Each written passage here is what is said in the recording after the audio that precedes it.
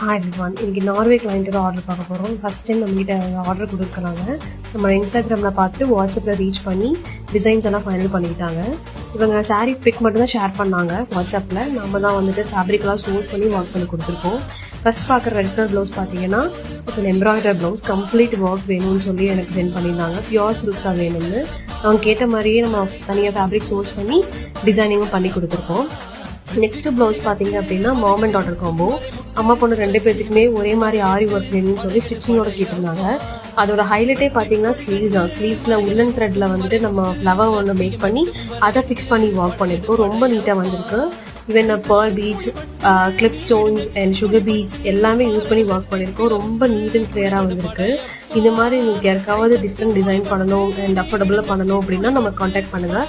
World wide shipping provide பண்ணிட்டு இருக்கோம். Thank you.